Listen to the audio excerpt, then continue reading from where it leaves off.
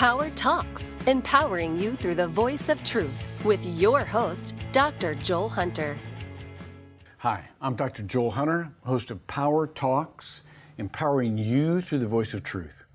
On today's program, we have a conversation with the directors of Community Resource Network. I'm very excited about this. These are my peeps. This is my gang. It's my team. It's a community resource network to prevent and to respond to family homelessness. Angela Davies is the Program Development Director for CRN. Michael Walker is the Chief Technology Director. And Evan Smith is the Director of Faith Partnerships for us. And I know firsthand what an amazing job these guys do because I work with them every day. And believe me, you're going to be inspired through what you hear today. So thanks for showing up, you guys. All right. These are the folks actually who know enough to get paid for what they're doing. I'm a volunteer, but they actually know enough to get paid, and they're really good at what they do.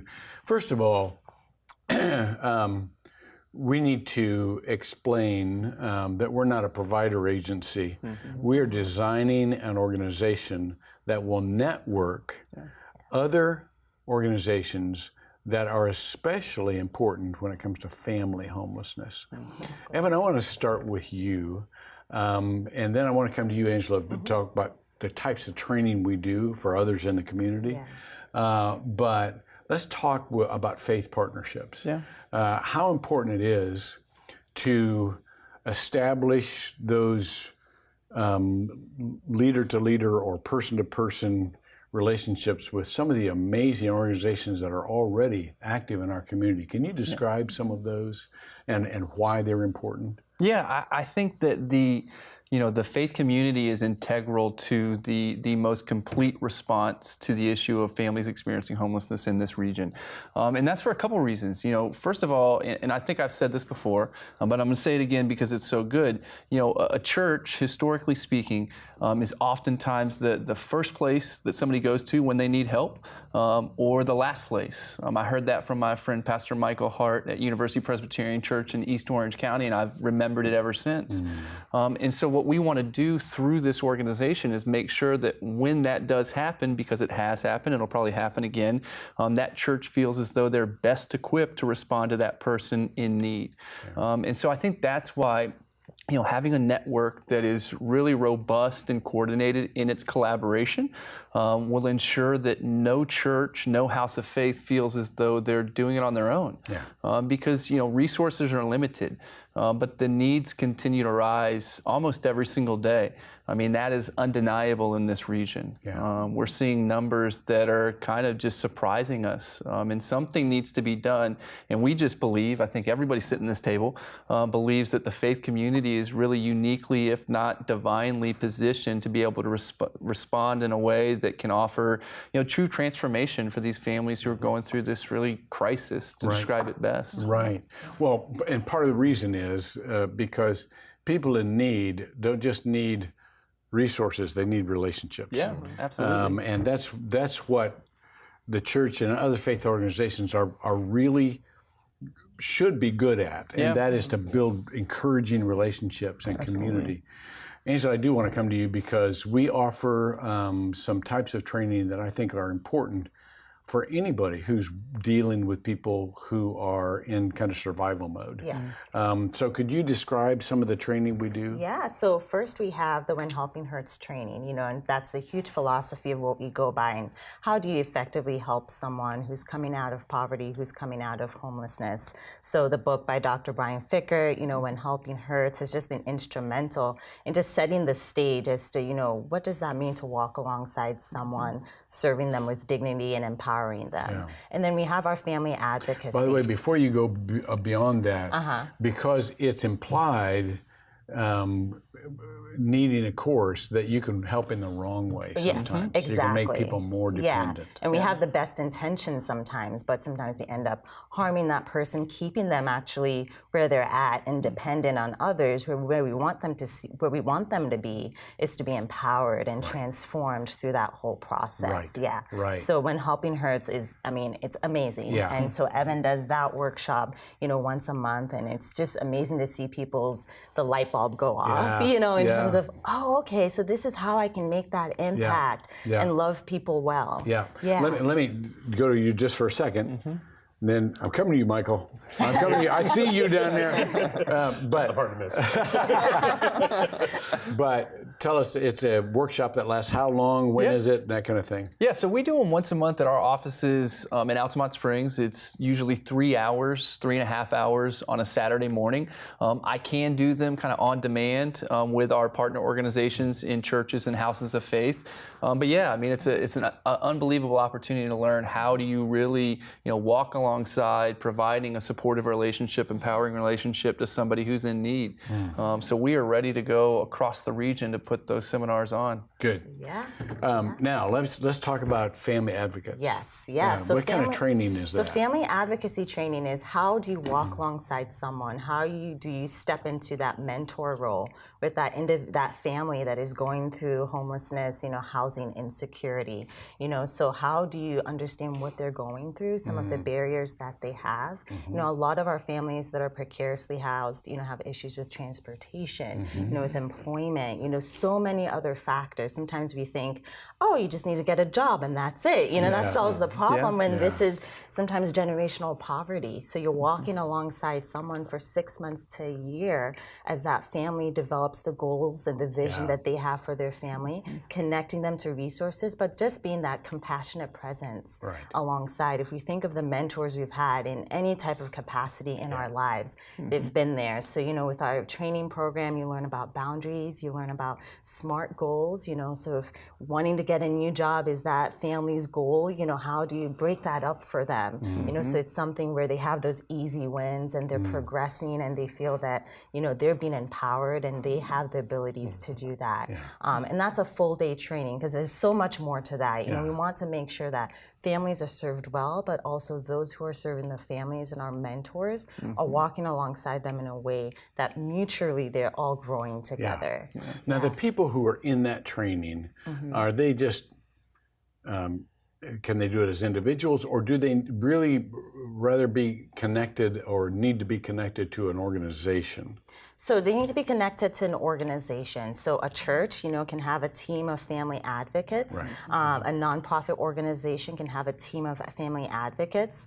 So some nonprofits that we've worked with have case managers. But the case managers have huge caseloads. So at least 40 to 50 or more. You know this by experience, Yes, don't you? yeah, myself. Where it's like, you can't give people that care, that attention that they really need. So some organizations are bringing in family advocates, and training their volunteers to fill in that role, knowing that these families really need more love and care. Yeah. Good. Can I mention a unique opportunity for the family advocates to be put in action, especially in partnering with local churches? So when I sit down with a pastor, I try and explore what would be the best partnership for that church, for that house of faith. One of the things that I love to look at is oftentimes there is a school within a mile or two from these churches, from these houses of faith. And most of the time, there's already an existing partnership with that school. You're going to give backpacks in August. You're going to do a Thanksgiving dinner in November.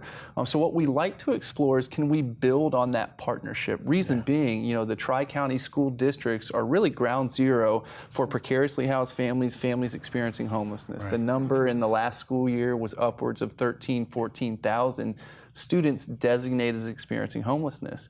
So if you already have a partnership with a nearby school, let's build on that partnership. Absolutely. Let's get family advocates trained through the amazing program that in workshop that Angie and her team put together, and let's just build upon what you're already doing with that school to make sure these families with the students that are designated as homeless, they get the support they deserve. I'm going to come back to you because I want to talk a little bit more about kind of taking care of your own neighborhood kind of thing. But Michael, you're nodding off down there. I'm watching you. No, I'm kidding. He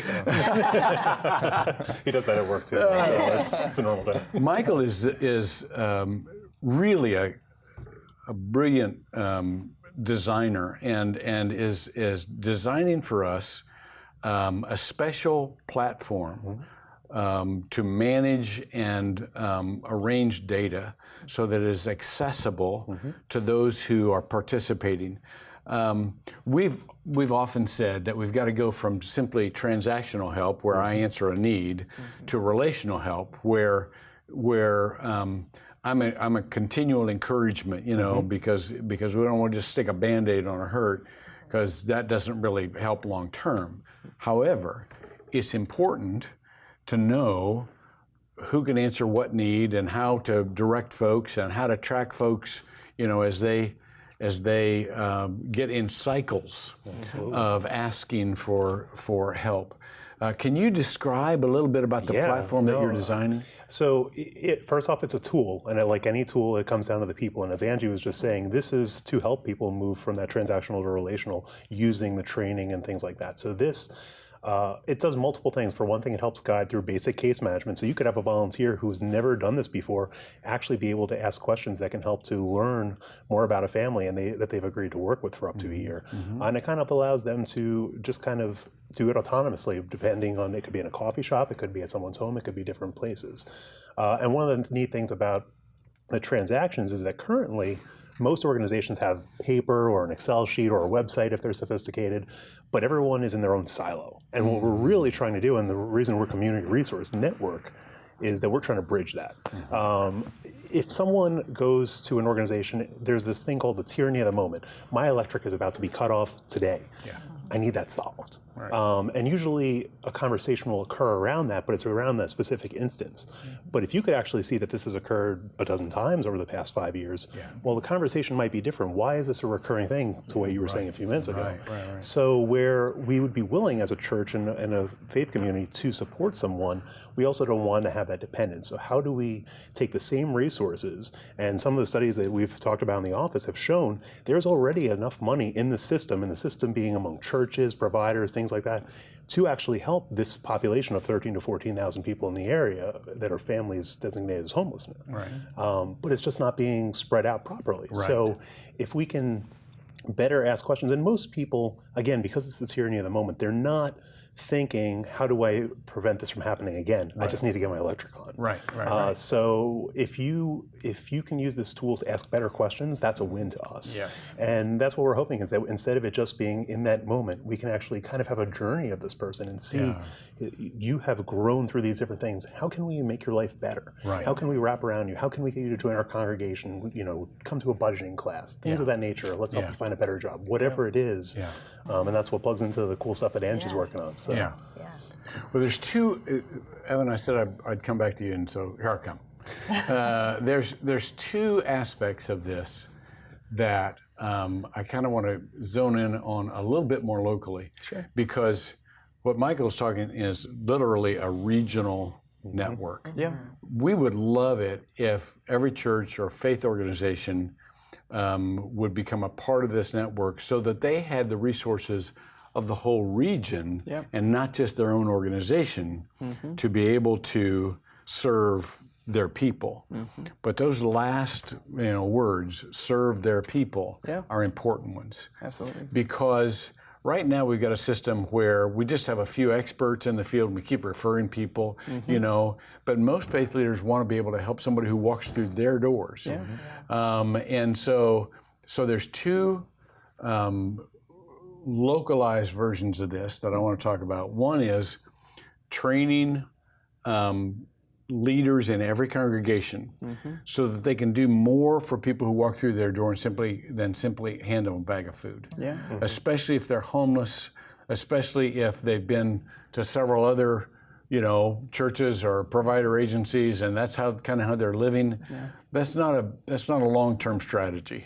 So how do you help a local congregation to really more fully and long-term help a family? And then you've got some experience in helping cities or locales, like Apopka. I had you on not too long ago, because Apopka said, we want to take care of our own, regional things are great, but we've got people in our city that we want to coordinate, and that's the key thing.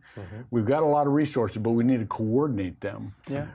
So how do you tell a pastor or a congregational leader, here's how we can help you become equipped to empower those who walk through your doors? Yeah. Well, I think that one of the things that we like to think of when we're going into partnerships with different houses of faith, with different local providers, is that we have a toolbox. Community Resource Network is developing a toolbox. That tool could be When Helping Hurts. It could be Family Advocacy Workshop. It hopefully is the Spirit software that Michael spent so much time on. We have a toolbox that we think can equip your congregation or your organization to be able to serve in a way that person doesn't necessarily have to come back for more help. Because you take a local church, there are only so many hours in a day. Mm-hmm. There's only so many hats that you can fit on your head. As a local pastor for a long time, that the demands on the time of both the lead pastor and their staff is huge. Mm-hmm. And so we want to make sure that we're providing them tools so that they have more margin to do what they've been called to do, mm-hmm. Which is ultimately, to use a biblical framework, is to serve people in need, the poor, the widows. I mean, that is what they have been called by God to do. Mm-hmm. But if we can, as an organization in partnership with these houses of faith, just provide a little bit more margin so that when someone shows up, they can react in a way that leads to that person maybe not showing up again, mm-hmm. And then also be proactive in a way that they can get out in front of that person coming ever again. Mm-hmm. Mm-hmm. So I think a lot of it comes down to this toolbox that we've been developing over the last year and a half, and just giving them more space to do what they have the passion to do, which is help people in need. Yeah. Mm-hmm. And You said something, you kind of turned to Angie and mm-hmm. you said, and we, because you deal with a lot of congregations, mm-hmm. But Angie, you have dealt with a lot of these provider agencies to become kind of a resource for them. Mm-hmm. Could you give us an example of some of these provider agencies you've worked with and how we might be of assistance to them? Yeah. So we've identified 85 providers and counting. I find out, about new services in our region and people doing really great work.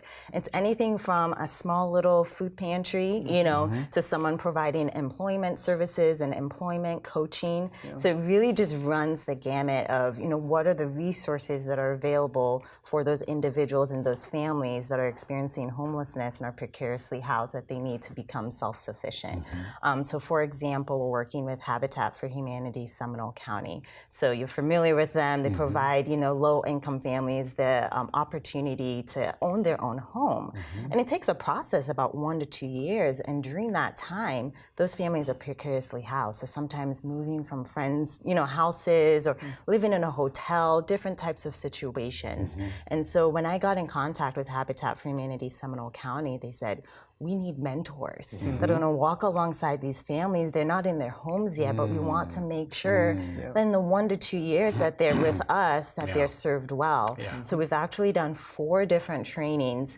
with the Habitat for Humanity mentors. That team has continued to grow. They have a family support committee. Wow. And so these are individuals, community members actually, that have raised their hands and said, we want to support these individuals and families that are going through this process. So that's the uniqueness of bringing in that mentor piece. I love that. I love that. Yeah. Michael, you, coming back to this data platform, because I'm still thinking about these communities and wanting, the Spirit Company most often did its work with county or city governments or the governmental piece of it. But our interest is how to complement that piece with the faith communities. So how does that process work? I mean, I know it's coming in stages. Mm-hmm. We've got one stage kind of up and running right now. What can we do right now technologically? Well, what's really neat is, like I said, that journey of how a person has shown up, we can capture that now. So we have a thing called transactions in this tool that is a new feature we built. This is the first area in the country that we're trying this. So we're kind of putting the wheels on the bus as we're going, which is really cool, and our partners being so into it. But this first phase that in Apopka and other places that are these nodes that we're kind of having a bunch of churches work together, we're actually just saying, hey, if you can take what you're already doing and log it, and then everybody can see the services that are being duplicated. So in some cases, you have people that go to one food pantry one day, another food pantry the next day, et cetera, and it's like a schedule. And again, we can then go into what's phase two of, now that we know who are what we have heard sometimes called as the frequent flyers, there is that you're going to see them every week. Those might be the people where, okay, are you interested in a mentor or a family advocate coming alongside you? Yeah.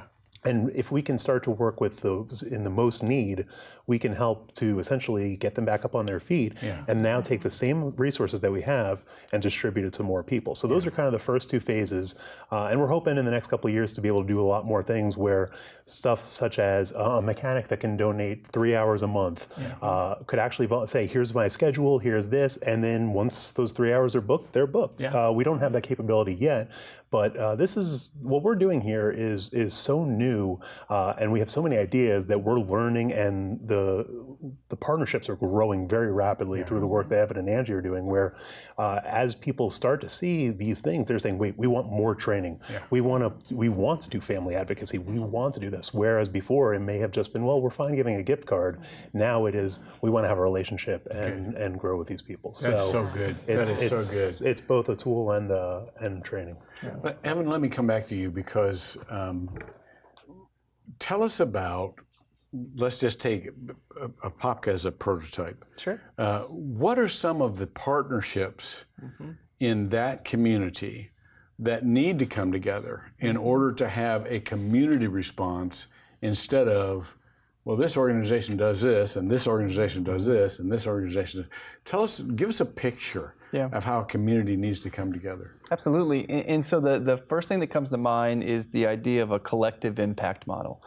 So a collective impact model, not to get too far in the weeds, is the idea that independently, an independent impact model will not have as great of effect as a collective impact model. Well, the essence of a collective impact model is that you have key distinct stakeholders representing different groups of people and organizations providing their kind of wheelhouse of service and programs to someone in need. So there are unique things that the faith community can do that the business community can't do. But the business community, in the same fashion, can do things that the faith community can't do.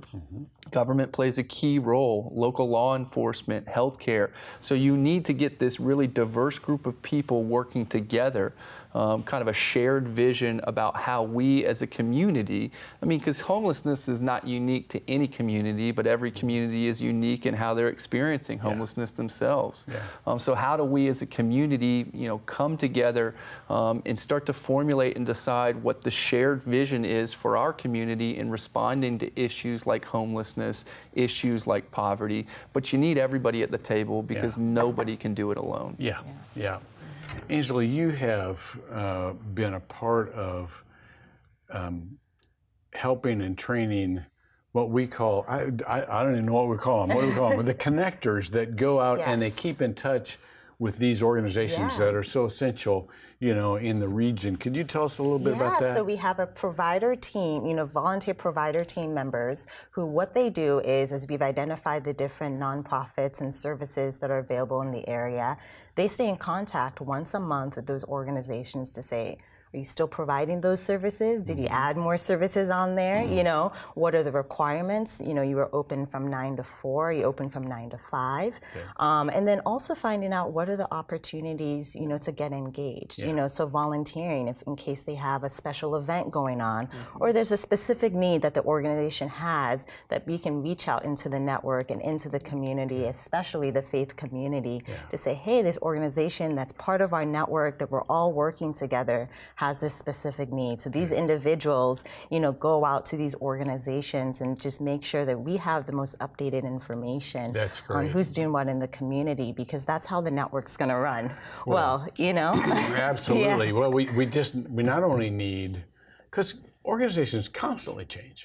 Things constantly get dropped, but it doesn't find their way into the general knowledge, and so we need not only up-to-date information, but we need re-engaged personal relationships, and that's Exactly. really important. Yeah, and the organizations have just responded so well to it. To know that there's someone out there that's kind of the ambassador in a way to say, hey, they're doing this over here, and we want to support you. Yeah, we're their biggest fans. Yeah, we're their cheerleaders. Yeah. Can I mention one thing? Absolutely. And so Angie mentioned something, and Mike mentioned something that I want to kind of circle back on why the faith communities play such a key role in this regional response to homelessness.